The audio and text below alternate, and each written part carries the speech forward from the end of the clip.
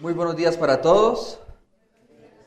Vamos a ir a la palabra de Dios en esta mañana, al Antiguo Testamento, Deuteronomio 7:9.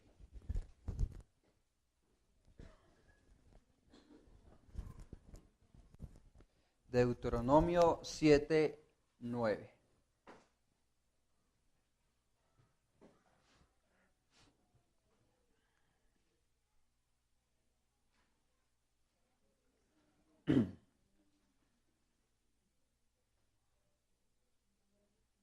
¿Estamos todos ahí? Muy bien. Vamos a leer todos juntos. Así dice la palabra de Dios. Conoce, pues, que Jehová tu Dios es Dios, Dios fiel, que guarda el pacto y la misericordia a los que le aman y guardan sus mandamientos hasta 1000 generaciones. Leámoslo nuevamente. Conoce pues que Jehová tu Dios es Dios, Dios fiel, que guarda el pacto y la misericordia a los que le aman y guardan sus mandamientos hasta 1000 generaciones. Oremos a Dios. Amado Padre Celestial, soberano Dios, Rey del cielo y de la tierra, esta mañana nos dirigimos ante ti. Esta mañana nos acercamos a tu palabra, suplicantes, deseosos de que tú nos estés hablando, que esta mañana podamos conocer más de ti, que esta mañana podamos conocer las profundidades de tu ser. Oro a ti, Espíritu Santo, para que nos asistas. Somos indignos, por eso te necesitamos, Espíritu Santo. Tenemos que operes a esta hora en nuestros corazones para ver la gloria en la faz de Jesucristo. Amén. Todos conocemos la célebre frase de Calvino, que el corazón del hombre es una fábrica de ídolos. El corazón del hombre es una fábrica de ídolos. La historia de la humanidad es una historia de idolatría. Tristemente, desde Adán hasta nuestros días, el hombre ha sido un idólatra. Ha hecho sustitutos de Dios, ha cogido elementos, objetos, cosas y le ha rendido adoración a dioses falsos. Y todo eso con una mezcla de paganismo, misticismo. Cuando vemos las escrituras, Pablo llega allá a Atenas y ve una ciudad entregada a la idolatría. Y le dice: atenienses, veo una inscripción que dice: al Dios no conocido. Era tanta la idolatría que había una inscripción así. Si vemos la historia del antiguo imperio romano, debido al sincretismo religioso, tenían muchísimos dioses. Había un catálogo, un buffet de idolatría en el imperio romano. Tanto que el imperio romano, para no perder una identidad, crearon el culto al sol invicto. Dios aborrece la idolatría, odia la idolatría. Según algunas estadísticas, hay más de 4000 dioses en el mundo. 4000 dioses en este mundo, y Dios aborrece la idolatría porque no tiene que ver nada con su carácter, con su santidad, con su naturaleza. Y como creyentes bíblicos podemos estar pecando contra los mandamientos de Dios, haciéndonos imágenes de Dios que no están en la Escritura. Podemos estar errando con respecto al carácter de Dios. Podemos estar pecando y haciéndonos ideas erróneas con respecto a Dios.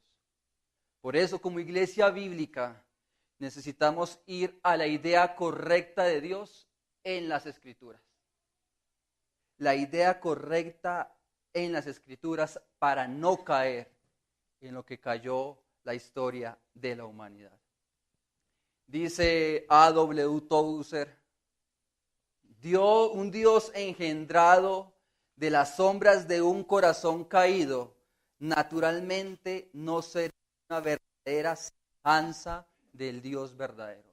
Un corazón caído no puede hablar del Dios verdadero. Y como dice la palabra aquí en Deuteronomio 7:9, dice conoce.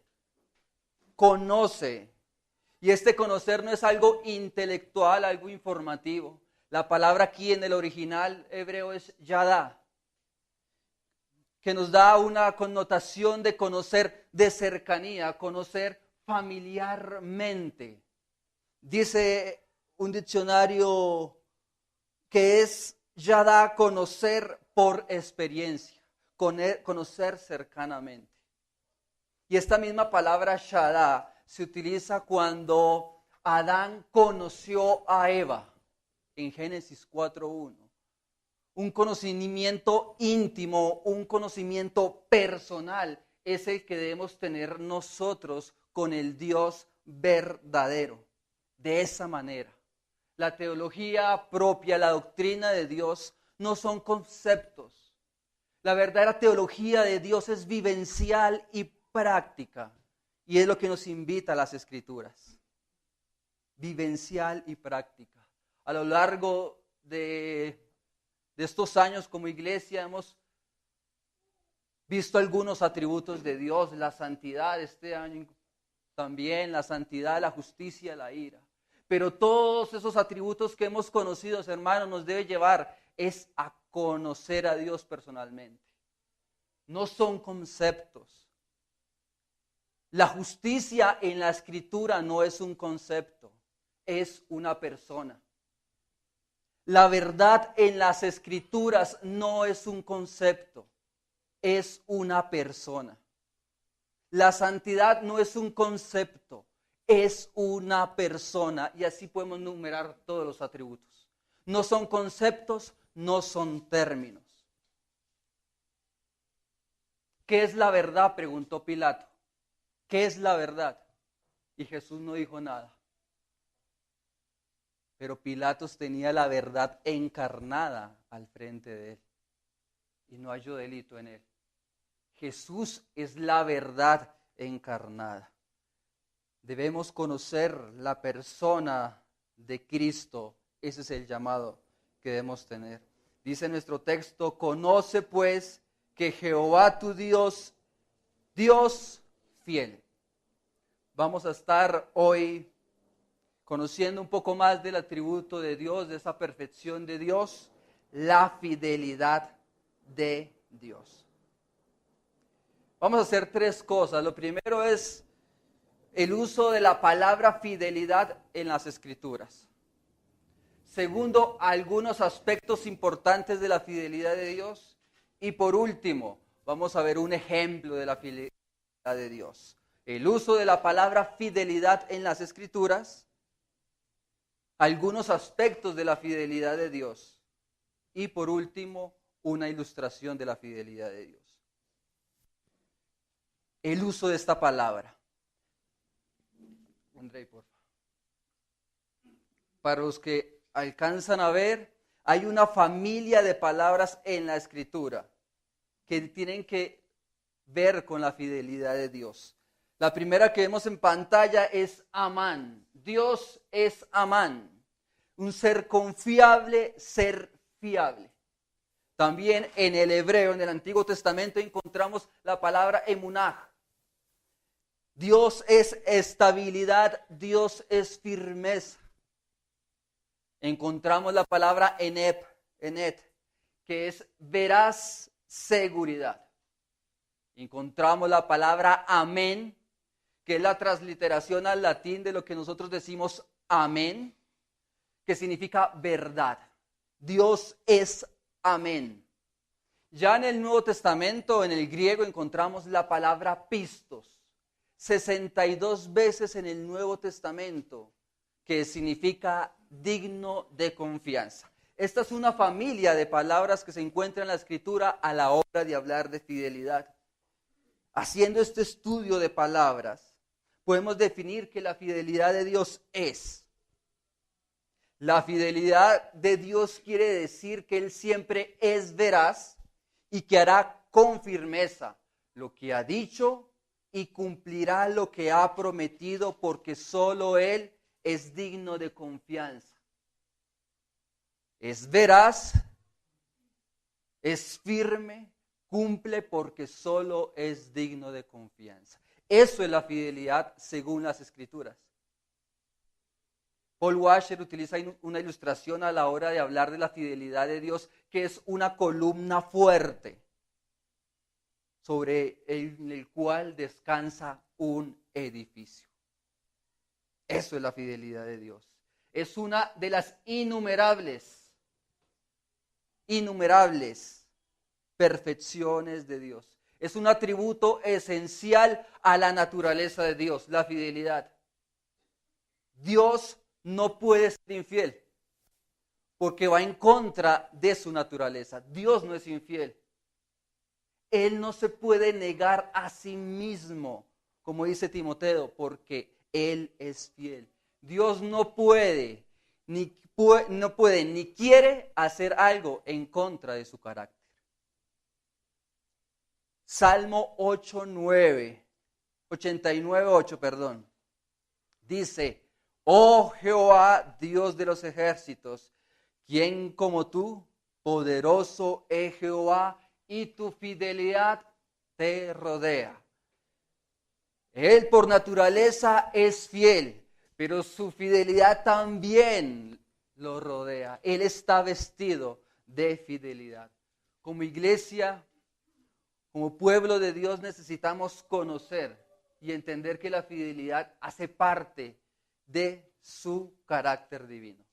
Dios es el estándar, la fuente de fidelidad. Como iglesia necesitamos conocer por experiencia que Él nunca olvida, Él nunca falta, ni nunca renuncia a su palabra. Nunca, nunca. Él se ha comprometido a cumplir cada promesa, cada profecía, cada amenaza. Él es fiel. Y es una verdad que se expresa a lo largo de la Escritura. Vamos a ver algunos aspectos importantes de la fidelidad de Dios. Vamos al Salmo 33:4, por favor. Salmo 33:4.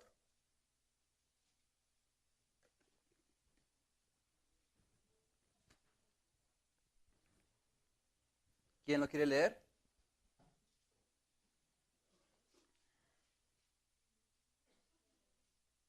Dale, Samuel.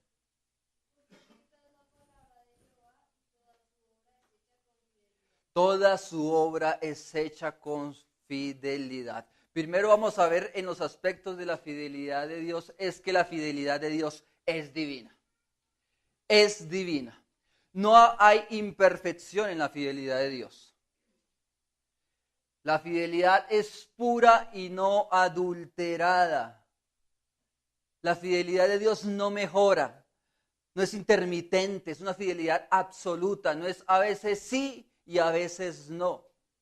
Los dioses de la mitología griega eran esos dioses que cambiaban de opinión, dioses humanizados, pero el Dios verdadero de las Escrituras es un Dios absoluto, es puro.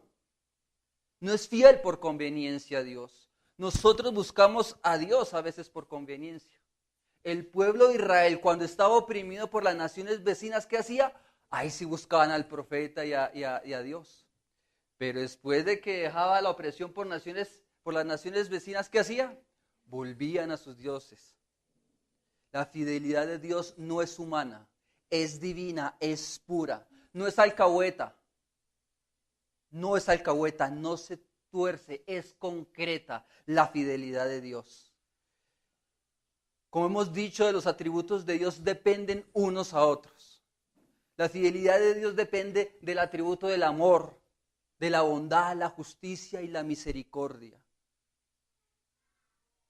Lo que estamos haciendo con el estudio de los atributos de Dios es uniendo las piezas de una gran corona. Con la fidelidad estamos colocando una pequeña esmeralda de la gran corona de la persona de Dios. Son pequeñas piezas que estamos uniendo y la fidelidad hace parte de unas gloriosas esmeraldas de la corona de Dios, por decirlo así. La fidelidad de Dios es fiel, es única. También la fidelidad de Dios es objetiva. Es objetiva en el siguiente sentido, de una manera positiva y una manera negativa. La fidelidad es positiva, es objetiva positivamente porque hay promesas. Las promesas de Dios en la Escritura no son para todo el mundo. Es para aquellos que Dios les ha dado la fe. Las promesas de redención, las promesas salvíficas, los dones que ha dado a la iglesia, la gracia que ha derramado es para un pueblo específico, es objetiva las promesas de Dios. Es objetiva.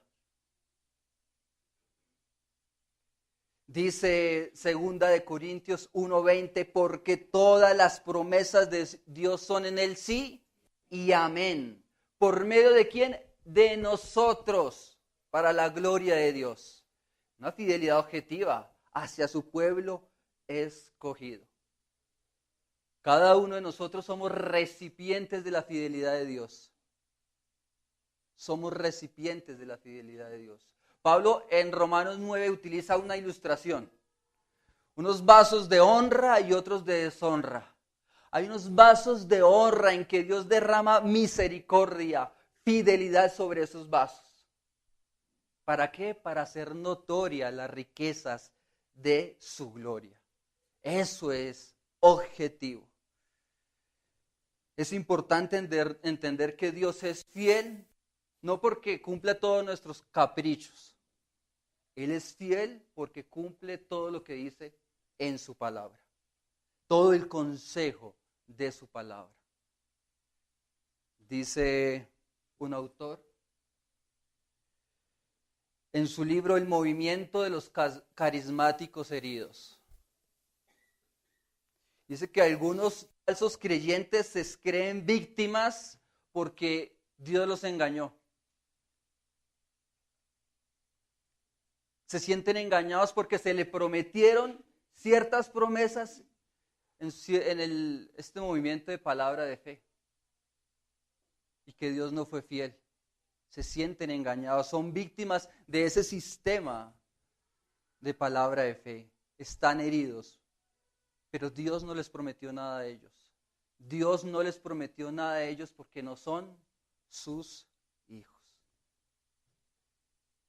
Es objetiva de manera negativa. Es que Dios es fiel a sus amenazas. Dios no dice algo por asustar. Él es fiel a sus amenazas. La ira, el juicio y el castigo es una muestra de la fidelidad de Dios. Dios se ama tanto a sí mismo. Él está interesado en promover y en divulgar su fama a lo largo de la tierra, que una de las formas de hacerlo es cumpliendo sus amenazas. Él quiere que sea conocido en toda la tierra. ¿Y cómo lo hace? Cumpliendo sus amenazas. Le dijo a Saúl que el reino de él sería quitado. Recuerden que Saúl ofreció sacrificios que no podía hacer y fue a la guerra cuando no debía. 17 años después, Dios cumplió la amenaza. Aproximadamente 17 años. Una de las amenazas fuertes y serias del Antiguo Testamento es la de la Santa Cena. Es fuertísima esta amenaza y es para la iglesia. Dios cumple sus amenazas con el pueblo de Israel. Al ir a porciones del Antiguo Testamento vemos que era un pueblo rebelde, duro, pero Dios cumplió sus amenazas. y utilizó a naciones y llevaron cautivo al pueblo de Israel. Cuarto, la fidelidad de Dios es universal. Está en todo lugar, todas las edades, todas las culturas. Dice Jeremías, de generación en generación es tu fidelidad. Es universal. Pensemos en aquellos hombres que maldicen a Dios, que lo rechazan, que le dan la espalda a Cristo. Y Dios sigue derramando favores hacia ellos. Les da alimento, les da el sol, les da salud.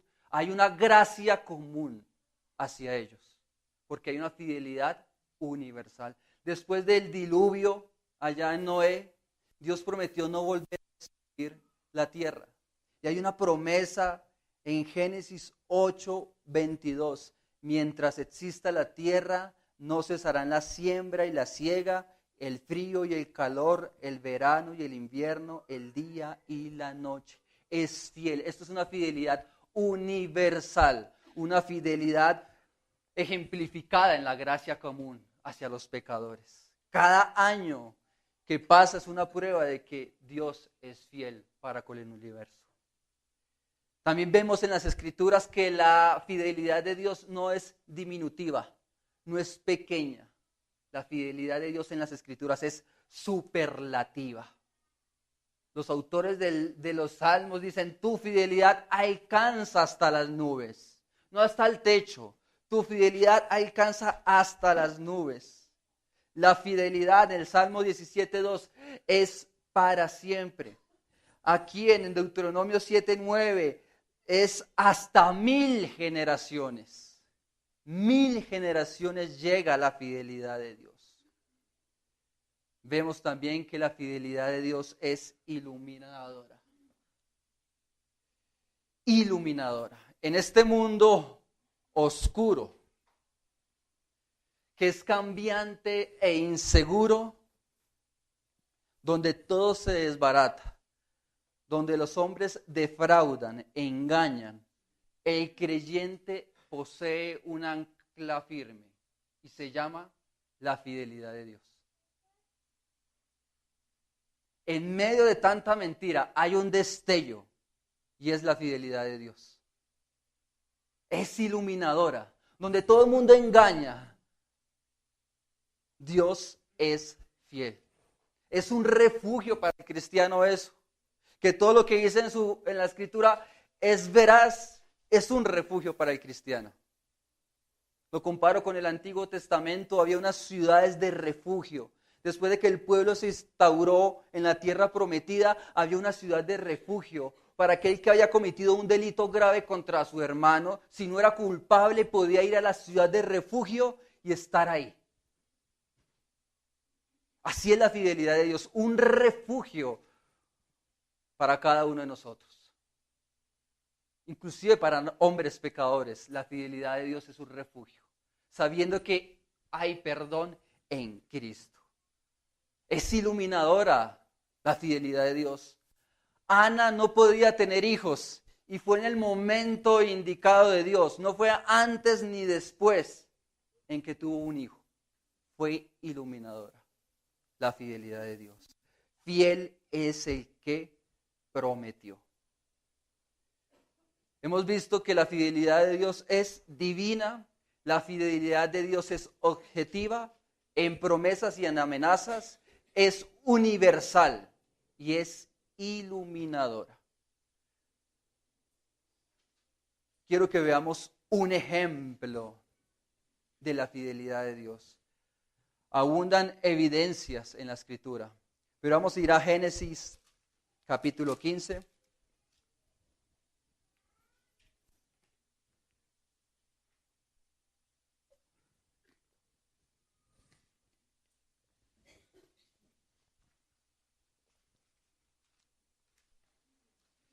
Génesis 15.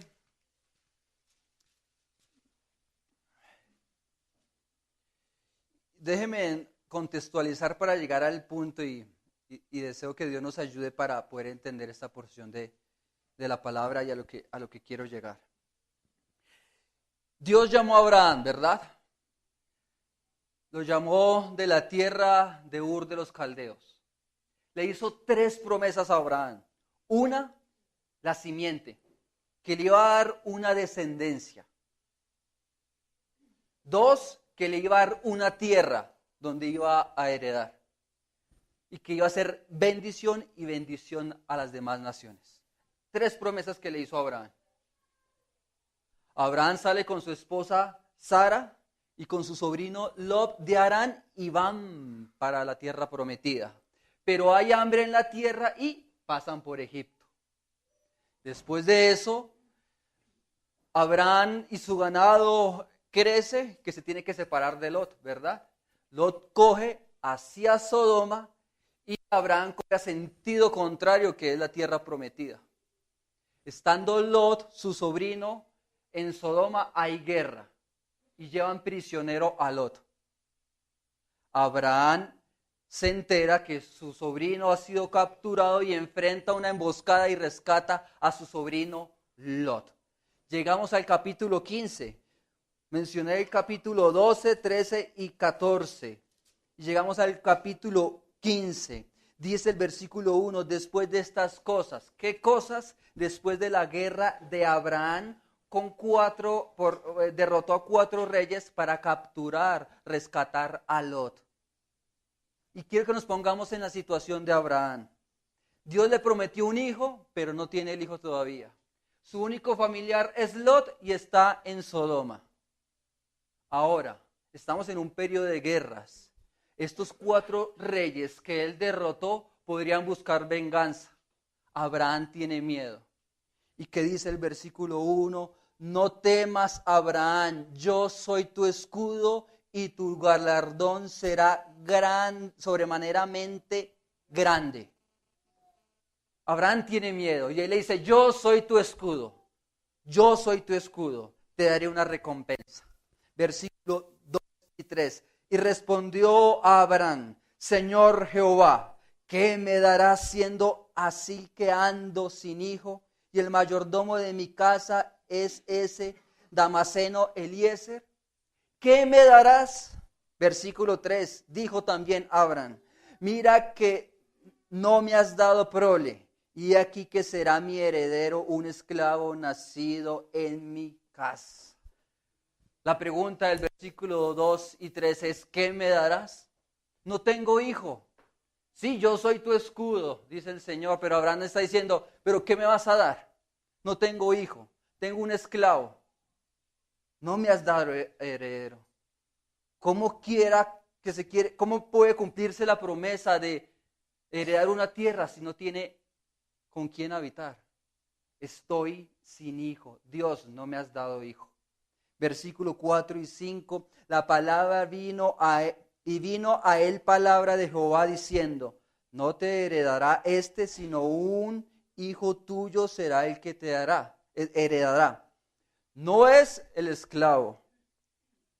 Y lo llevó afuera y le dijo, versículo 5, mira ahora los cielos. En capítulos anteriores le había dicho que su descendencia iba a ser como la arena del mar. Ahora le está diciendo que su descendencia va a ser como las estrellas del cielo. Mira ahora los cielos y cuenta las estrellas, si las puedes contar. Y le dijo, así será tu descendencia. Versículo 6, creyó a Jehová y le fue contado por justicia.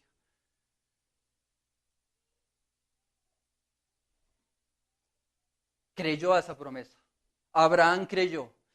Es base para la justificación este pasaje de 15:6 que desarrolla Pablo en el Nuevo Testamento. Creyó a la promesa. Listo, Dios. Mi descendencia va a ser como la arena y como las estrellas. Pero, versículo 8.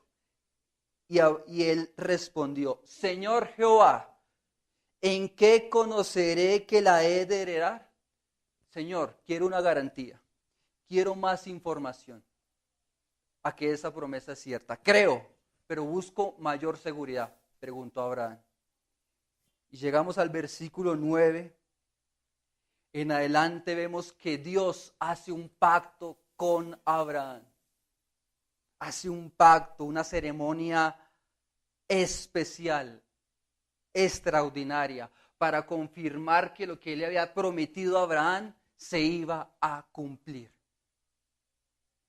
Versículo 9 y 10. Y él le dijo: tráeme una becerra de 3 años, una cabra de 3 años, un carnero de 3 años, una tórtola también y un palomino. Y tomó él todo esto y los partió por la mitad y puso cada mitad una enfrente de la otra, mas no partió las aves. Estos animales que iban a ser parte de la ceremonia de la ley mosaica son los que toma Abraham. Los parte por la mitad y coloca uno frente a otro, haciendo una hilera, un pasillo. Era común que en el antiguo Oriente, cuando dos personas tenían un contrato, César y yo vamos a hacer un contrato, partíamos un animal, ¿sí?, que fuera testigo sangre, y que si alguno de los dos faltaba el compromiso, César o yo, faltaba ese compromiso, tenía que suceder lo mismo que sucedió con el animal cortado, dividido. Si alguno de los dos faltaba a alguna de esas partes del contrato. Versículo 11, y descendían aves de rapiña sobre los cuerpos muertos y Abraham las ahuyentaba. No es claro dar una definición exacta de este pasaje, pero muchos autores concuerdan que las aves de rapiña son las que quieren ahuyentar, detener la promesa de Dios a Abraham. Versículo 12, mas a la caída del sol sobrecogió el sueño a Abraham. No es que se quedó dormido y aquí que el temor de una gran oscuridad cayó sobre él. Temor, oscuridad, y en el versículo 13 al 16 vemos nuevamente la rectificación de la promesa. Mire, lo que hemos visto hasta aquí es una reiteración a Abraham. Yo te saqué de Ur de los Caldeos, yo te daré una tierra, yo te daré un hijo, serás bendición. Está reiterando en estos 4 capítulos lo mismo, y aquí en estos versículos le dice lo mismo. Hay una promesa para ti, Abraham.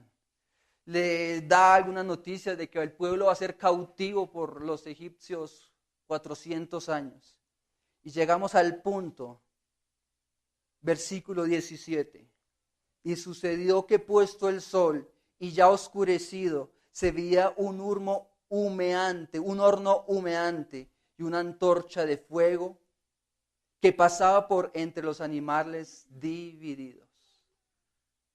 Abraham vio la presencia de Dios, una teofanía, un horno y una antorcha de fuego pasando por en medio de los animales que él había cortado. La presencia de Dios pasando por en medio de estos animales. ¿Qué está pasando aquí? Dios está jurando con Abraham. Está diciendo, si yo no cumplo la promesa a Abraham, si yo no soy fiel a las promesas, que sea yo cortado y dividido. ¡Wow! El Dios de la tierra, del universo, se compromete con Abraham y dice, muera yo, dice Dios, muera yo si yo no soy fiel a mi palabra. Eso es sorprendente, porque Dios no puede morir. Si Dios muere, el mundo deja de existir. No puede faltar ni una jota, dice en el Nuevo Testamento, a la palabra de Dios. Cielos y tierra pasarán, mas su palabra no pasará. Dios está comprometido con Abraham hasta la muerte. Yo te daré un hijo, yo te daré una tierra y serás bendición. Eso es la fidelidad de Dios. Que Él diga, yo prefiero morir antes de faltar a mi palabra.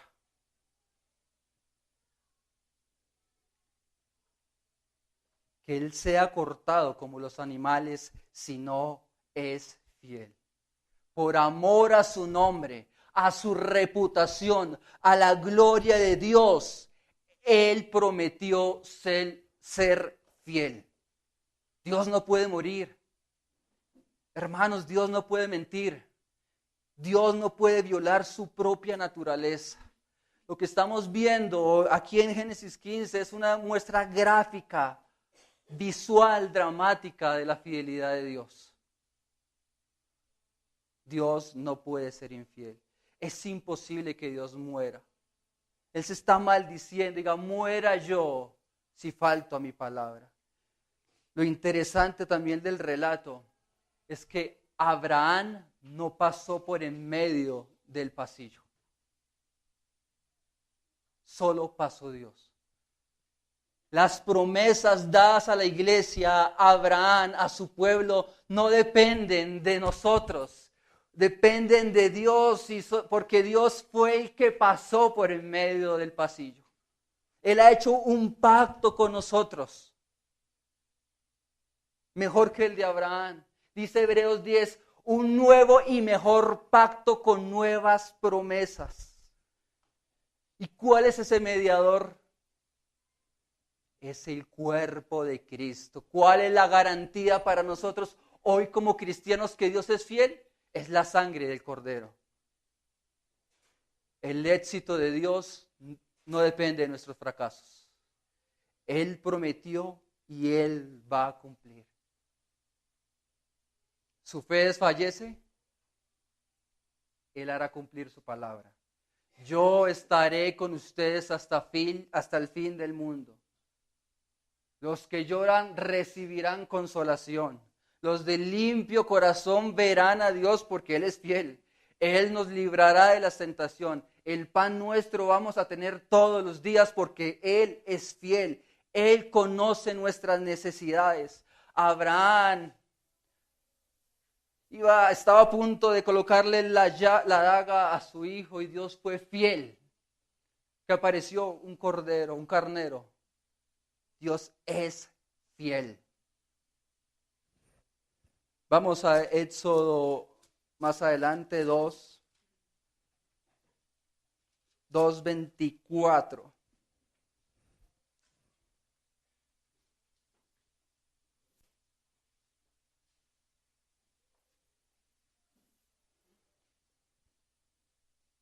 Y oyó Dios el gemido de ellos. Y se acordó de su pacto con Abraham. Miren esto, el pueblo está de esclavo en Egipto. Y dice la palabra, y se acordó de su pacto con Abraham. ¿Cuál pacto con Abraham? El que estamos viendo. Dice el versículo, se acordó del pacto con Abraham, Isaac y Jacob, y miró Dios a los hijos de Israel y los reconoció. Eso es fidelidad, reconoció que eran sus hijos, que hacían parte del pacto con Abraham. Oscar, por favor, vamos a Salmo 46, 1 al 3. Adrián, porfa, vamos a Habacuc 3 al 17. Salmo 46, 1, 3. Habacuc 3, 17 al 19.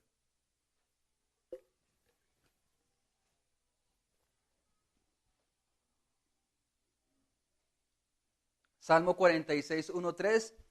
Lo escuchamos todos. Dice, Dios es nuestro amparo y fortaleza, nuestro pronto auxilio en las tribulaciones. Por tanto, no temeremos, aunque la tierra sea removida y se traspasen los montes al corazón del mar, aunque bramen y se turben sus aguas y tiemblen los montes a causa de su braveza. No importa qué acontezca, Dios es fiel para con sus hijos. Habacuc 3:17. Aunque la higuera no florezca, ni en las vides haya frutos, aunque falte el producto del olivo y los labrados no den mantenimiento, y las ovejas sean quitadas de la majada, y no haya vacas en los corrales. No importa qué experimente, Dios es fiel.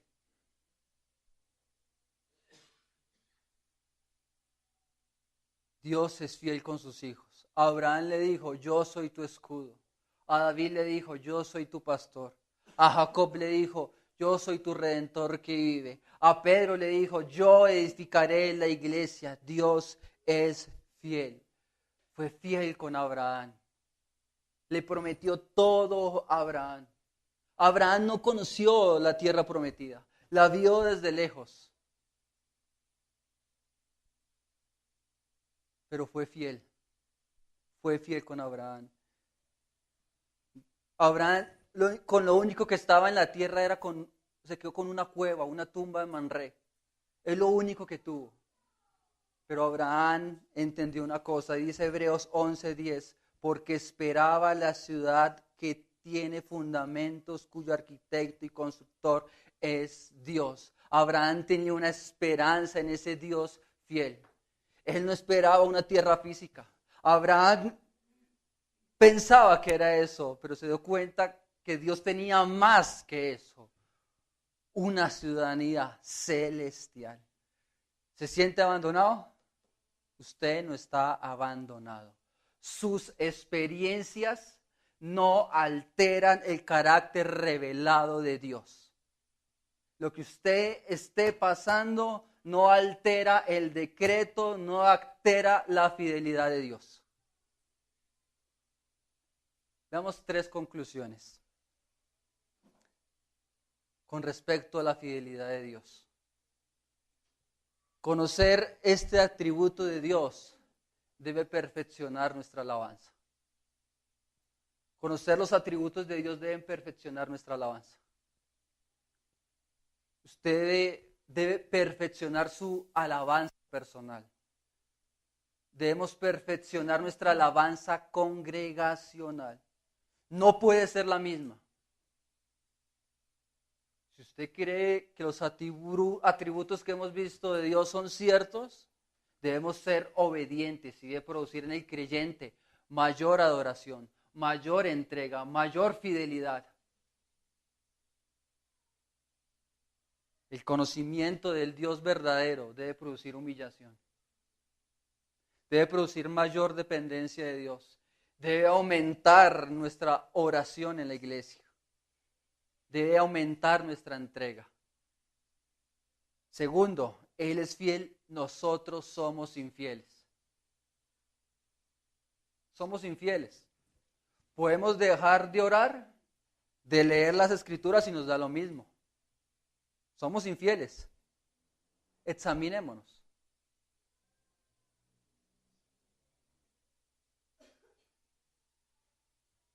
Somos infieles. Debemos ir con corazón arrepentido a Dios pidiendo perdón, porque somos infieles. Él ha sido fiel. Sus misericordias son nuevas cada mañana y nosotros somos infieles. Somos infieles a Cristo, somos infieles a sus mandamientos, somos infieles a la iglesia del Dios viviente, somos infieles a nuestros hermanos. Somos infieles. Necesitamos pedirle perdón a Dios. Y tercero, dije al comienzo que los atributos de Dios no son conceptos. Y la fidelidad de Dios no es un concepto, sino una persona. Vamos a Apocalipsis 1.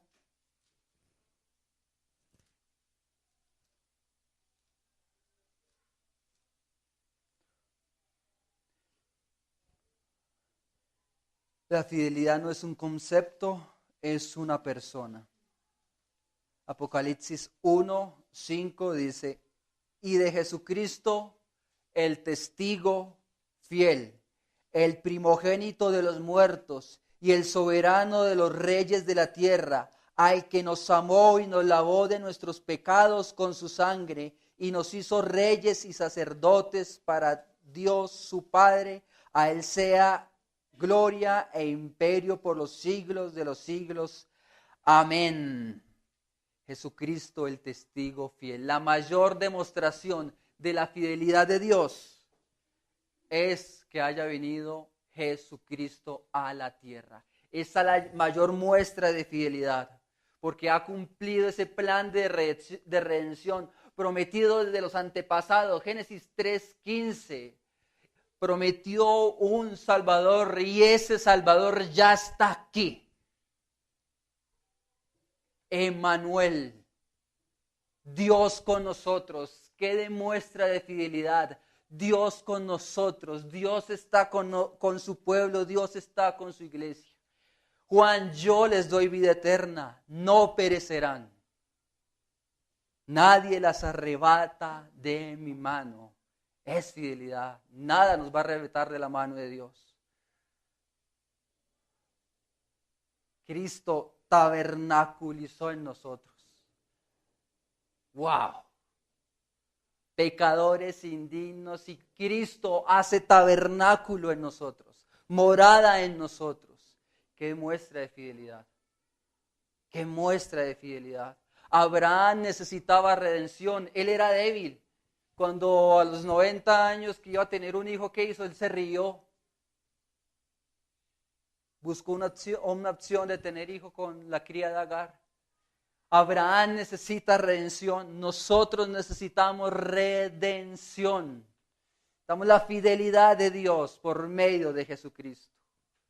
Si usted es un verdadero creyente, tiene una relación de pacto con Cristo. Tenemos una relación pactual con Cristo.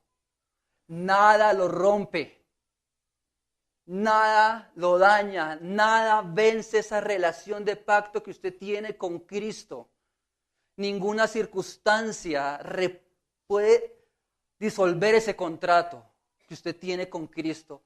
Al aceptar a Cristo en su corazón y en darle la gracia, usted está unido en pacto con Cristo y nada en este mundo nos va a soltar de esa relación de pacto porque Él es fiel, fiel. Hay una promesa que se repite a lo largo de las Escrituras que dice: yo seré a ustedes por Dios y ustedes serán ¿qué? Mi pueblo. Eso es la fidelidad de Dios. Cristo pagó en la cruz esa relación de pacto. Eso es fidelidad. Cristo fue cortado como los animales que vimos allá en Abraham para que nosotros tuviéramos una relación pactual con Cristo. Nada. La fidelidad de Dios no depende del aumento del salario mínimo, del trabajo, de su situación sentimental.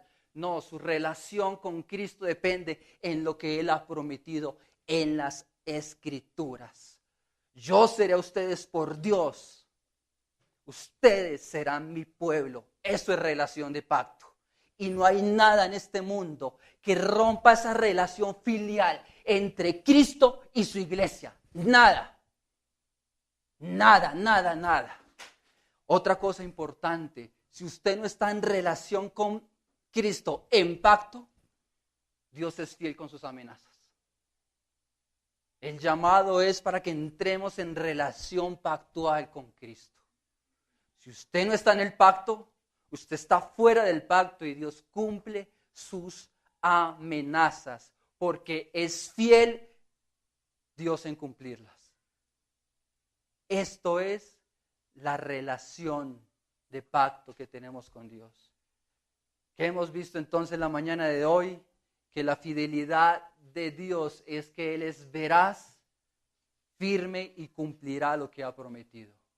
Hemos visto que esa fidelidad es divina, única, que esa fidelidad es objetiva en sus promesas, que esa fidelidad es universal hasta las nubes. Hemos visto que esa fidelidad es iluminadora. Hemos visto que la fidelidad de Dios es que Él se compromete a morir si no cumple su palabra. Y hemos visto que la mayor muestra de fidelidad es Jesucristo, nuestro Salvador.